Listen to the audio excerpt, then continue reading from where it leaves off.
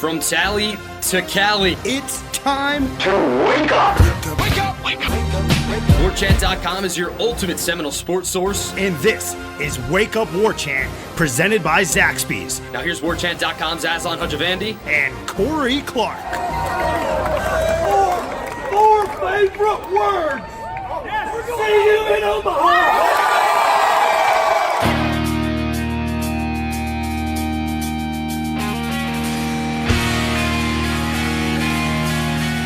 Wake up! Omaha bound on this edition of Wake Up War Chant. Well, at least the Florida State baseball program is. We'll see if Corey and I both join the Noles out in the holy land of college baseball. I'm Aslan. He's Corey. Wake Up War Chant brought to you by Zaxby's.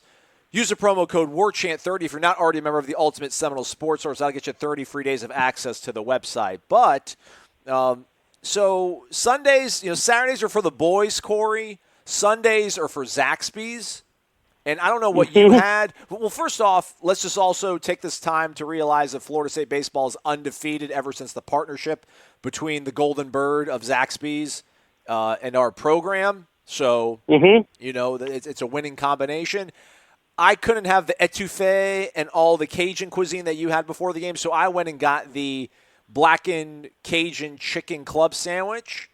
And It wasn't even so much the club because I didn't get the bacon on it because your boy don't eat swine. But I'm paid to say it's good, but I'm going to say it's good because I really do actually mean it.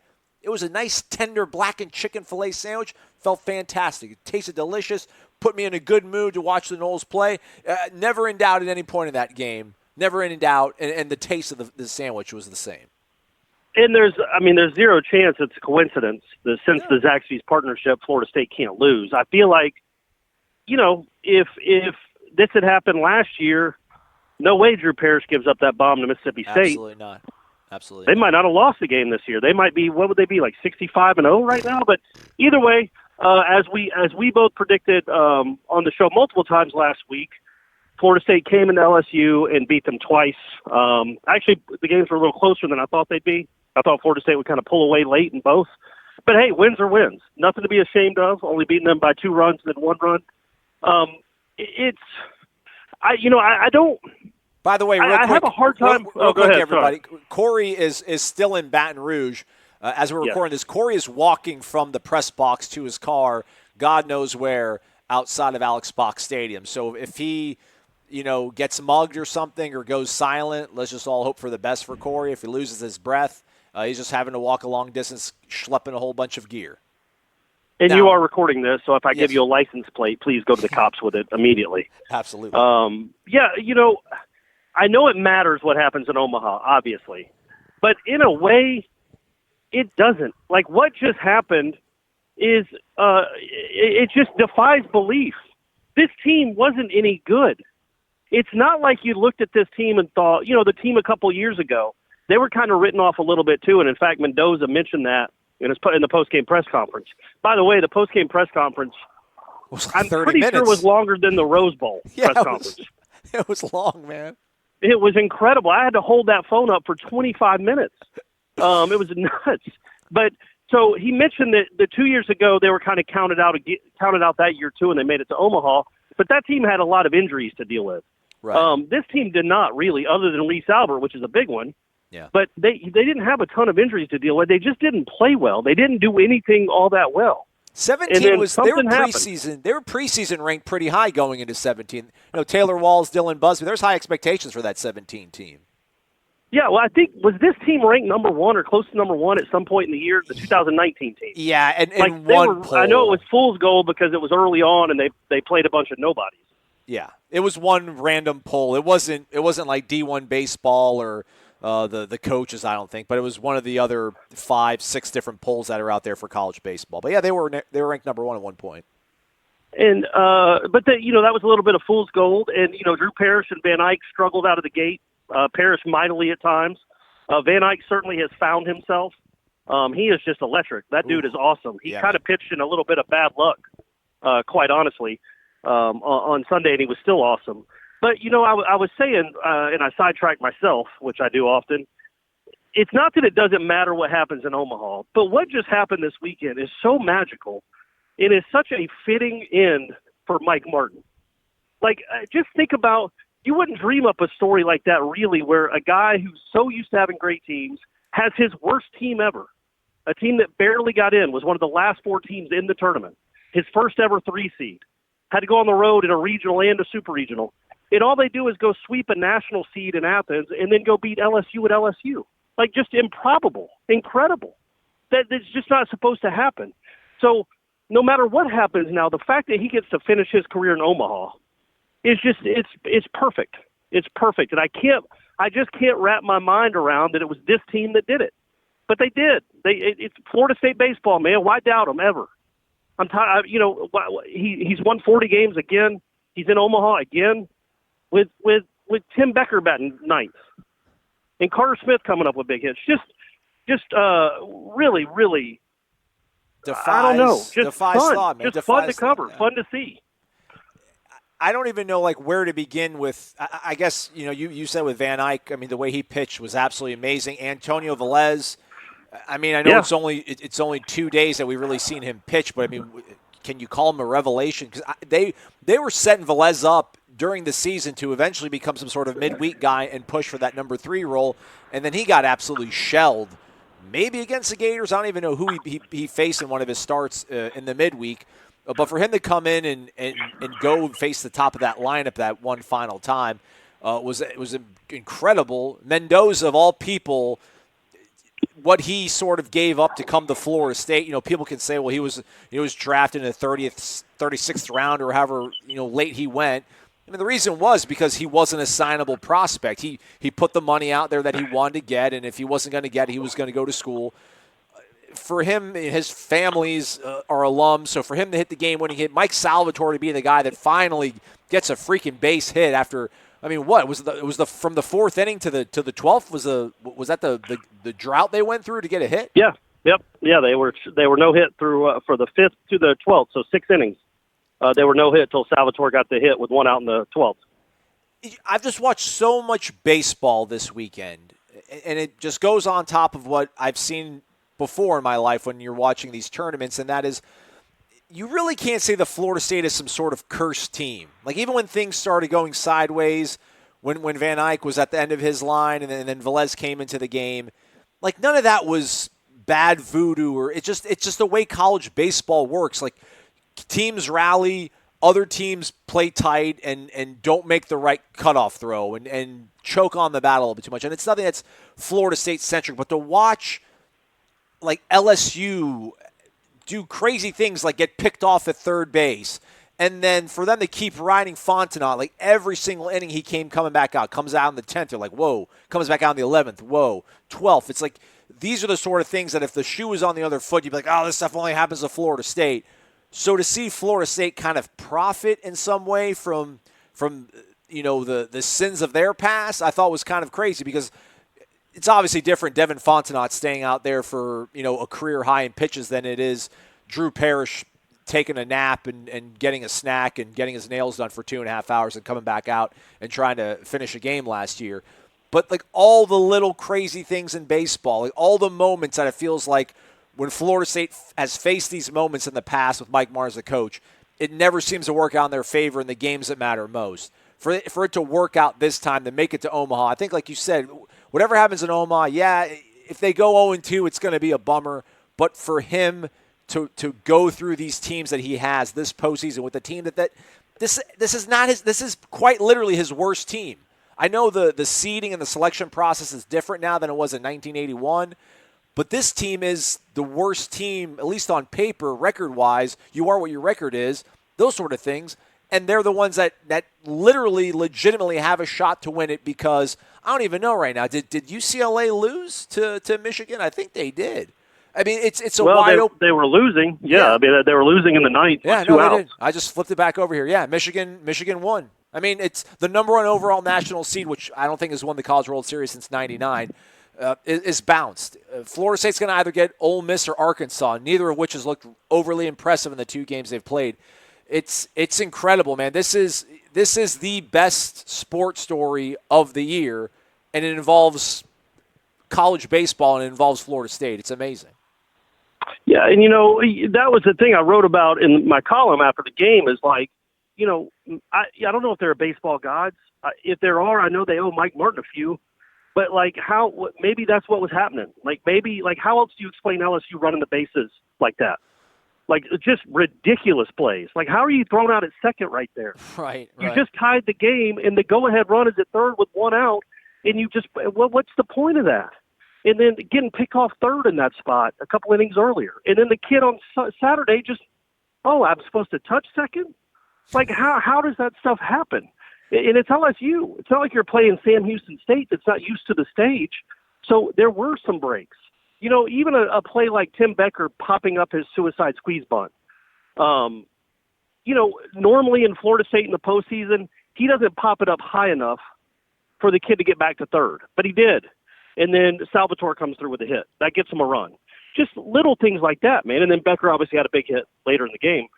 But it's just stuff that, yeah, man. And I always want to kind of temper it because, look, if you've been to the College World Series 17 times like Mike Martin has, you've won a whole bunch of postseason games, a whole bunch of them. So good things have happened to them in the postseason, but nobody expects them to go into LSU and win. Nobody. And nobody really expected them to do anything in Athens, obviously. But then to go into LSU after that, knowing that you weren't going to surprise them, they had watched you play Georgia, and you still play like that is incredible. Now, look, on the downside, it might cost me my relationship with my 2-year girlfriend because she's really upset with me that now it looks like I'll be going to Omaha after telling her, look, there's no way this team is even getting out of Athens. They're not any good. They're one of the last 4 teams in, and she keeps getting mad at me telling me, I thought you said they weren't any good. They weren't going to do this. And I'm like, well, they weren't. They weren't supposed to. Nobody saw this coming. Nobody. I don't know that any of the players really believed this was going to happen. And then the Tim Becker stuff starts. And now it's carried over apparently to Antonio Velez, who is now a mix of Carlton and Kershaw. Like, something's gone on here. Now they pick up the book. Carter Smith turns an incredible double play. Yes. In that game. Just the Nelson throw to Mendoza to pick off the kid at third. Now it's sleeping on the base pass, but that's still a great play. Oh, absolutely. All this stuff, they played winning baseball. They got some breaks. Maneri, I know what he said about Robbie Martin after the game, and Robbie Martin's had a very good year. You can't pitch to Mendoza there. You just can't. He's the best player on the team. Robbie Martin's had a nice year. You can't do that in that spot. You can't let Mendoza beat you, and he did. It was an odd. Just Florida State. I've been watching this program for 35 years. I've been covering it for 12. I don't remember a 2-weekend stretch like this one. To go in there in Athens and just hammer that team, and then to go into Baton Rouge and, and listen, I thought they were done. And silence them. Listen, Saturday through 4 innings, I'm like, it's over. Like, they weren't going to win. They weren't going to win Saturday. It didn't seem to me they had any chance through 4 innings. I mean, they couldn't get the offense going at all. It felt like whatever good sort of approach they had in Athens, they abandoned or simply couldn't get going against LSU. Look, I totally wrote them off at that point. I mean, going into Baton Rouge, and we talked about it, I kind of felt good just because I didn't know that much about LSU starting pitching. It just in terms of could they sort of rise to the occasion on this stage, because Marceau, who went on Sunday, had maybe like 5 good starts going into this game. He wasn't like Van Eyck, who'd been doing this for over 2 months now, it seems. The pitcher that went on Saturday, Cole Henry, he's a guy that had injury problems earlier in the season. So it didn't feel like this was an overwhelming matchup for Florida State. It felt like they could find some way to win these games. But for them to come out the way they did in the first game Saturday, the first 4 innings, you're just like, well, this is the team that we saw get blanked by Pitt, that got no hit by Stetson, that lost to JU on the back end of a doubleheader. And then, Reese Albert goes on his marathon crazy at-bat. Nander DeSadas had a really good at-bat in that game earlier, but obviously didn't go yard the way Reese Albert did. But, no one saw this coming. And that's,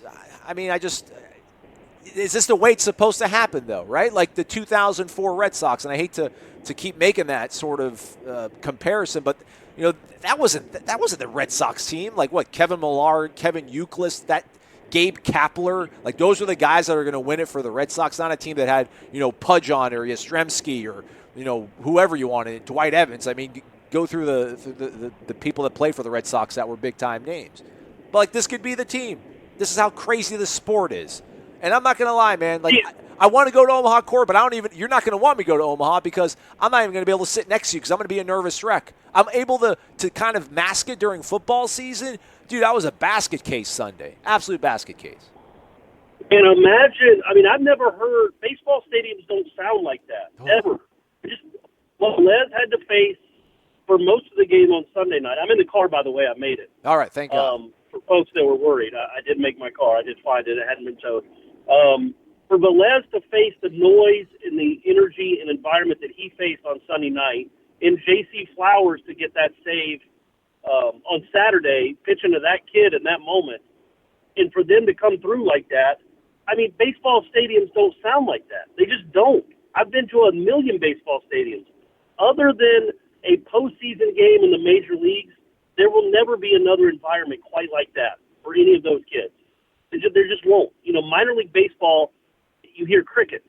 Right. Nobody really cares if you win or lose. They're just there to watch prospects, and the prospects are just there to have a good game or not and to, advance. Wins and losses don't really matter. At LSU, in front of those crazy Creole Cajun folks, people, man, it matters, and it is loud. And they, I thought they got rattled a little bit on Sunday some with their at-bats, and they just could not square one up off that kid. That kid was awesome, the Fontenot kid. Yeah. But by and large, they handled it incredibly well, more so than you could have ever possibly thought they would handle. I thought Van Eyck would handle it fine. He's the kind of kid that you're just like, he thrives on that. Yeah. But you don't know for sure. And I'm not speechless. Obviously, I've said 1,000 words already, but I still can't really wrap my mind or my vocabulary around what happened. Just this team of all teams, I'm not even so caught up in it, and maybe I will if they win their first game. I have never covered a Florida State team that's won its first game in Omaha. But I'm not even really all that concerned with that. Like, if they win or lose out there, chances are, they're 1 out of 8. So they got whatever that is, a 16% chance. Is that right? Close, 15.5? I can't do the math. To win it out there. 12.5%. 12.5%. 12.5. I'm an idiot. Yeah, that's right. Yeah, 12 points. Yeah, there you go. But to get there in his last season, so he didn't have to finish his career in Durham in front of 500 folks, or even in Athens in front of 2,500, kind of half-interested fans, but or in front of the crazy Cajuns. But to finish it in TD Ameritrade, is just the perfect way for him to go out. Now, it would almost, we can't even believe that they would actually win it in his last year. So I'm not even letting myself even get there, really. Come on. But the fact that they're there, you could tell how much it meant to him and his wife on the field, and his daughter, and his son, who's a hitting coach who might have just submitted the job as the next head coach if it hadn't been submitted already. Just what it means to them. They've been to Omaha a bunch. The whole Martin family has been to Omaha a lot. This one means more than all of them. Not only is it his last year, but holy moly, this team was just not very good. And they still found a way, because that's what Florida State baseball does. They find a way to win 40 games. They find a way to get to the postseason. And once every couple of years, they find a way to Omaha.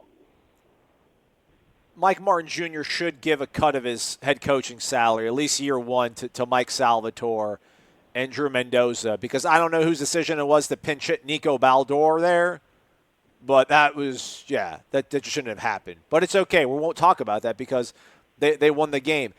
Doing quick research on the fly, it looks like 99, Florida State opened up with a win over A&M. So I would say that's the last time they were, they won game one. So it's been 12 game out there. Come again, you just cut out because you were driving. I said it's been 20 years since they've won their first game in Omaha. Sounds like it. Yeah, I think so. That's just crazy. That's just crazy. So go win the first one and then see what happens. But either way, and a funny story about me, I went onto the field after the game, and this is just how his mind works. He was obviously very excited when they won. It was probably 5 minutes after it had been wrapped up. So he had probably done all his celebrating and his hugging anyway. But he sees me, and I tell him congratulations. And he goes, man, the guy that has the best contact rate in our program for the last 10 years, he has the best swing contact rate, misses a pitch on a hit and run. He goes, that was just our luck. He's like, we had to do something. We couldn't get any hits. I figured we'd try something. We got the guy that always makes contact up. Maybe he can find a hole and we get a first and third, and he swings through it. I'm like, hey man, you just won the game. Go celebrate.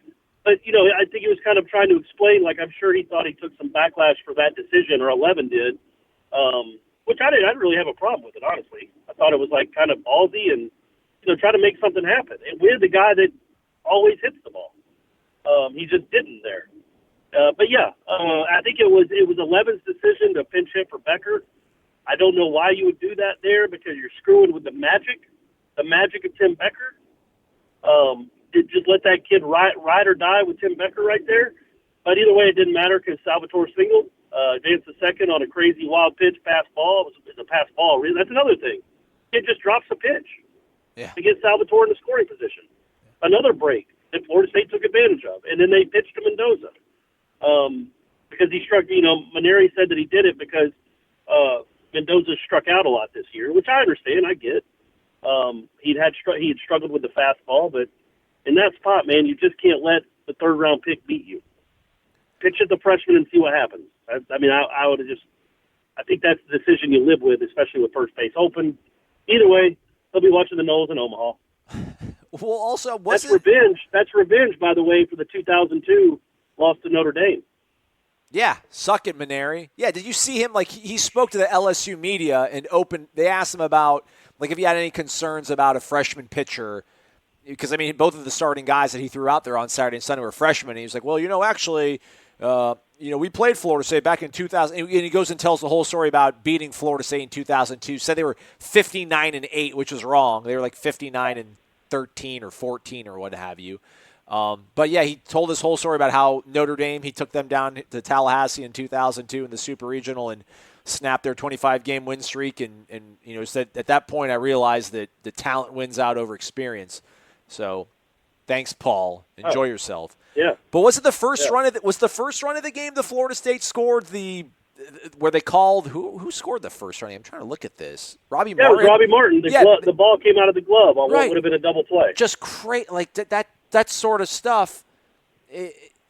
That's. I don't know if that's serendipitous, but like how fortunate for Florida State. You're a catcher. You have a catcher's mitt. You have the ball in your hand. How do you let that out of your grasp? I'm not complaining. I'm just saying these are the balances that sometimes when you start to audit someone's career or a program and you're like, oh, well, we have the worst luck and always this stuff always happens to us. Like that moment right there. That's extremely fortunate for Florida State. And yeah, I didn't have a problem pinch hitting Tim Becker because I thought he hurt his hand sliding in foul territory earlier in the game. Maybe he wasn't able to catch up. He wasn't able to catch up and stay up with the velocity. The 93, 94 mile-an-hour fastballs were going past him, which is nothing to be ashamed of. But I thought, throw Cooper Swanson out there, maybe throw Elijah Cabell out there. Like, anybody. I had no problem pinch hitting, but, to throw Nico Baldor out there, I'm just like, what? Like, huh? What? But, again, we're not going to talk about it. Hey, buddy, it didn't matter. They still won. It's all worked out. All right, so I don't want to look too far ahead, but we'll talk a little bit about that, though we need to wrap up because it's super late and you're on the road. We want to keep you alive, so your girlfriend can see you at least one more time. Well, she'll get to see me in July. She'll get to see me at some point in July, I think. Be patient, Stephanie. Absence makes the heart grow fonder. But or matter. Yeah. Do we have any idea, Reese Albert? It seems I don't think coincidental that he has that crazy at-bat yesterday, probably puts everything he has in those last two swings and drives him over the fence out there at Alex Box Stadium, and tonight just couldn't catch up to anything. I do wonder about his availability. It's a big deal if he can't go. Now, granted, you can say, well, look, he didn't even get one single hit on Sunday, and they still were able to win the game, to which I would say touche. But I just think that the way that the top four in that order right now are rolling, it would be really a big setback at this point to lose Reese. But it feels like that might happen. I don't know. I don't know that. I don't know if he was showing like he was in anguish or pain or something. Obviously you don't like to go 0 for 6 with 5 strikeouts. I think a lot of it was they weren't the first two at bats anyway. They seemed to be just sliders at his back foot that he wasn't adjusting to. And then after that, I think he just got into a funk a little bit, and that happened. And every time he came up the last 3 at-bats, he knew if he hit a home run, they'd go to the College World Series, and I think that screwed with his mindset a little bit. I think it obviously helped Mendoza. I think Mendoza was doing the same thing. And then in that last inning, he knew, okay, all I need is a single. He wasn't swinging for the moon. Right. And I thought Albert kind of was a little bit. And no, I mean, I expect he'll be ready to go. I think Becker will be ready to go. I know he hurt his hand a little bit, but I also know that wasn't the reason he was taken out of the game. And yeah, I just think that they're in Omaha, buddy. All hands on deck. And you got Velez. You're just going to ride that horse to the championship series, my man. He's unhittable, apparently. By the way, so when that kid hit the ball for LSU, I was like, that's the only thing saving grace was because I watched him walk out of the box, and he wasn't staring it down. Like, it didn't look like he was pimping it at all. Like, right. I think he knew that he had just missed it. But Velez sure thought that he got it. And, that's if he hits it maybe a quarter inch more on the barrel, maybe a millimeter more on the barrel, Florida State loses that game. But you know what? He didn't. He flied out to the track, and about 45 minutes later, everybody was dogpiling Mendoza. I'm sure we'll debate this in the next 2 or 3 shows that we'll do before we go to Omaha. By the way, Gene, please let me go too. Like day one, I want to be there for this whole thing, please. If not, I get it, but please. I feel like the play, don't you think, I mean, come on, man. You know how long it is out there. I think the play is root for the championship series. No, I don't want to parachute in. I'm not a Johnny-come-lately. I want to be there for this whole thing, man. One last ride. Hey, that's what Ira did in Oklahoma City. That worked out. Yeah. He just parachuted in for the championship series last year for the softball team. That worked out perfectly. He saw the all-time greatest catch in Florida State history. Sorry, Kelvin. Oh, yeah, to that point, real quick, I mean, you mentioned just the atmosphere at LSU. And I remember you saying that made me think about what Lonnie Alameda told us when we spoke to her earlier in this summer, last month rather, where going to Oklahoma City wasn't overwhelming for them because, like, that amount of people, it was just white noise. It wasn't the sort of on-the-top, loud intensity of a game, when they're at the Plex when they're hosting Florida or what have you. So, it's a wide-open sort of field, obviously, out there. And then they've been in these situations now. They've played a national seed. They've gone to Alex Pac Stadium. I don't think they'll be scared of anybody that's going to be put ahead of them. But to your other point, though, get out there, win game number 1. Tweaking things at this point in the season you don't necessarily like, but would you throw Van Eyck game 1? I was thinking about that. Great minds think alike. I was thinking about that, and if they would do that, he is obviously your best pitcher. Yeah. But and so you would think, okay, we got to win that first game, so we got to make sure we have our best arm on the mound. But in reality, when it comes to that stupid format, you got to win your first 2 games. If you lose if you win your first game but lose your second, you're in the exact same spot. Yeah. So you've really got to win them both. Now, me personally, I would probably throw him first just because he gives you a better chance to actually do something you haven't done in 2 decades. You haven't done since Corey Clark was a fully haired, black goateed 24-year-old and actually win your first game. So I would do that. But in reality, if you don't win the second game, it doesn't really do you a whole lot of good. So, yeah, I mean, I don't know if you screw with it or not. I don't know if you ride that hot hand or if you let them go back to back because that's what they're used to doing. But I would pitch Van Eyck. I'm just saying, you've got to win both games to really make it matter. I will tell you though, obviously, yes, win game 1, but I do feel like even if things didn't work out for them on Sunday, as heartbreaking as it would have been. Monday wouldn't have been the worst situation either or ever with having Grady, Drohan, and like Haney to go to. And I don't know really what LSU had left in the tank either. I still don't know why they didn't throw Zach Hess out there. Thank you, though, Paul Maneri. But I do think it's crazy how we looked at this team and just saw so many flaws. But guys are starting to step up now. And when you look at this pitching staff and you look at the rotation, obviously it feels like Van Eyck's going to take you 7 innings. Like Van Eyck's going to get you 21 outs. You figure out how you want to get the other 6. Drew, I think, is still liable to do the same thing. He's also liable to scatter 6 hits and 4 runs over 4 2/3. Still believe in Drew Parrish. But, yeah, I mean, like Velez gives you another option. Grady, Drohan, who knows? But, Kwiatkowski's still a guy out there. Haney came into some spots on Saturday and did well. So it's crazy how this team, and Eleven said it on the telecast Sunday when, Kyle Peterson asked him, what's really changed? And he said that our freshmen have grown up. They're really not freshmen anymore. We've had to start 4 or 5 of them. Now, I know Grady, Haney, those guys obviously are not freshmen, but a guy like Velez, this is his first real big experience of big-time baseball. So, maybe he's finally figured out what he needs to do, but that guy was nails. I feel really good about things, and let Ole Miss and Arkansas beat up on each other Monday, and hopefully you draw them, a little bit battered and worn down. Although, shoot, they'll probably play Saturday and Sunday, so they won't be. But I'm not afraid of anybody. I'm not afraid of anybody in this tournament, Corey. We're going to win the whole damn thing. At this point, you can't be, right? I mean, you just beat Georgia at LSU at LSU. Who does that? Who does that? Team that finished barely 500 in the ACC. When did the ACC, baby? It's an ACC. This is all that's about. So we got 2 in there, right? Yeah.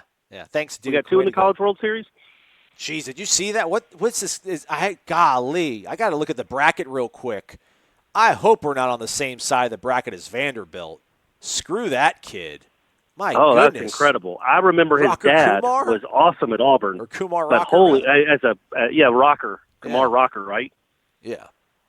I remember his dad was an awesome football player at Auburn. I think it was a first-round pick. He won like the Outland and the Lombardi. He played with Andre Bruce, who was one of the great Falcons flameouts ever. Yeah, first overall pick. But are they not on our side of the bracket? Beat him twice. 2-2 to Mendoza. Oh, jeez. Hold on. Line drive. I'm on the NCAA website, and that's cool. When you look at the NCAA bracket on NCAA.com, the video they have up right now is Drew Mendoza's game winner against LSU. There you go, man. It's fun. It's fun. It's a fun. It's just a great story. But yeah, that Rocker kid is actually from Athens, Georgia. How about that? Dude, well, if the J.J. Blade kid that rakes for them is from Panama City. Vanderbilt, man. They just keep on keeping on. What a bunch of jerks. So, on the floor. That was crazy, though. That was crazy what that kid did. But, yeah, man, it's just I don't think they're on that side of the bracket. They're not. I think they're on the Michigan side. I think they were on the number 1 side of the bracket. So because Vanderbilt's the 2 overall seed, right. Michigan or UCLA was the 1, right. So they're on that side of the bracket. Yeah, so here we go. You don't have to worry about him till the championship series. Right. Yeah, right. It's Michigan, Texas Tech. So basically this becomes – it's like a regional all over again. It's 4 teams – double elimination. Yeah, double elimination, yeah. So Michigan, Texas Tech, and then it's going to be the winner of Arkansas, Ole Miss against Florida State on one half of the bracket. And on the other side, it's Vandy, Louisville, and then Mississippi State gets the winner of North Carolina, Auburn. Yeah, I mean, you don't feel overmatched at all on your side of the bracket. I like our side a lot. I like our side of the bracket a lot, man. I do. And the especially crazy with thing, Velez. Yeah, if you win the 2 Les games. Magic. Less magic. If you win your first 2 games out there, you're off for 4 days almost. I know. So maybe me and Ira can tag team this thing. Like if they win their first 2 games, I'll tell them, all right, you come out, or vice versa. Yeah. And I can go be with. I can go make sure I still have a girlfriend when I get back to Tallahassee. Either way, I'm not complaining. It really is that I didn't think this was going to happen. Nobody did. I did tell Stephanie repeatedly, quit worrying. Even when they beat Georgia the first night, I'm like, look, man, Florida State's kind of out of starting pitching. I didn't know Grady was going to do what he did, and Georgia's set up for this. Well, they weren't. And then this one too. I'm like, man, they are not going to LSU and beating that team twice in front of 12,000 people. It's just not happening. And they did. Even when they got down, they were down 4-0 and getting no hit. They came back and won. And then they got no hit for 6 innings the next night, but still got 2 hits in the 12th and won that game because Antonio Velez could not stop getting people out. Just an incredible, remarkable run. Unlike anything. I know he's won 2,000 games. I get it. This is the 17th time out here. He's never had a team like this, ever. So wait, and they don't care. They're going out there to win. They're just like, hey, we can beat anybody. Who gives a flip? So you're really not allowing yourself to think that this could happen? Oh, no, I would never, ever go into it thinking they're going to win. I would not at this point. Okay. I would not be stunned, let's put it that way, because it just seems like they've kind of soaked themselves in some magic dust somehow, some way, and that you see this all the time. But also it's baseball, and if something happens and you boot a few balls, or you face a kid in game one that's just lights out, and you lose 2-1 or 3-0, well, it's going to be almost impossible to come back after getting down in a 0-1 hole out there. It's just the way the format's set up. You got to win 4 straight games against very good teams. It's really hard if you lose your first game. So if they win that first game, that's when I'll think, okay, maybe something's going on here. All right. When you taking Brady? It's his last tournament this weekend, and I've really been kind of going back and forth as to whether I should try to do it this year. I don't know if he'd want to, though, and miss his last tournament. But he might, so I might ask him and see if he wants to. He's also got the Leonard Hamilton basketball camp for the next weekend out, the week after that, and I might be in Omaha for that too. So, we'll see. We'll see. Maybe me and Brady will be out in Omaha for 2 weeks together, just eating all the steaks the Clark boys can handle. In 2013, I went out there with 3 days' worth of clothing, and Mississippi State ended up making the championship series and getting swept. All in all, from the day I left and from the day I arrived back in Mississippi, I was gone for 13 days. Yeah. Don't tell them. I mean, Stephanie might be listening to this, man. Yeah. I've already told her they're going to be 0-2. So not to worry. I'll only be gone a few days. So, I've been wrong every step of the way. But, don't tell her that I could be out there for 13 days. Right. Could be 14, right, if it goes to a game 3. Yeah, see, they got swept. Folks, if you're still apparently listening Florida to this. State gets out there on Wednesday. Oh, really? Wednesday.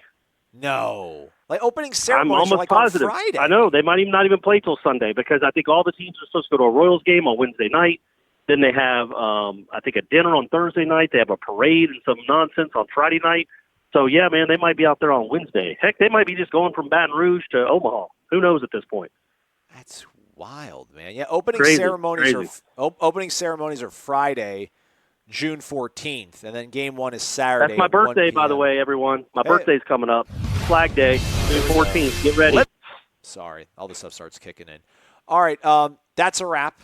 We're done here. Thanks, okay. Corey. If you're still listening to this, everybody, tweet at my boss. Tweet at Gene. Tell him to send both of us to Omaha. I want to go, man. I really want to go. I miss it. We're not sharing a room, though. That's off limits. Unless we go to the Embassy Suites. If they have an Embassy Suites in Omaha, we can make that work.